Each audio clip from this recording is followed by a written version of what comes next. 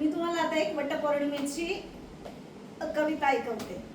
एक बाई लगबगीने वडपूजेसाठी आली. एक बाई लगबगीने वडपूजेसाठी आली. भक्तिभावाने वडाला चक्रा मारू लागली. भक्तिभावाने वडाला चक्रा मारू लागली. वड देवा पूजा पदरात घे. वड देवा पूजा पदरात घे. जन्मोजन्मी पुन्हा मला हाच पती दे. आश्चर्याने वडाने विचारलं, हाच नवरा पाहिजे? आश्चर्याने वडाने विचारलं, हाच नवरा पाहिजे? काही म्हण बाई, तुला खरंच मानलं पाहिजे. काय करणार वड दादा, खूप विचार केला. काय करणार वड दादा, खूप विचार केला. हाच नवरा राहू दे म्हणून आतून आवाज आला.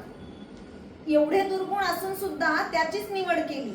एवढे दुर्गुण असून सुद्धा त्याचीच निवड केली, म्हणून मला माय तुझी फार दया आली. एवढे दुर्गुण असून सुद्धा त्याचीच निवड केली, म्हणून मला माय तुझी फार दया आली. वड देवा तसं काहीच नाही. वड देवा तसं काहीच नाही.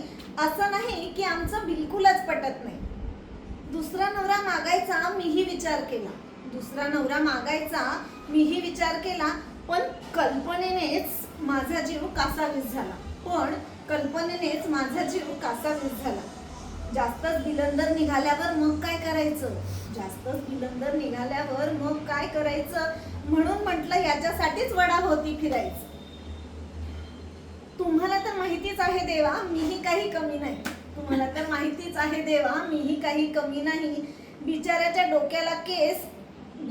डोक्याला एक सुद्धा केस ठेवला नाही.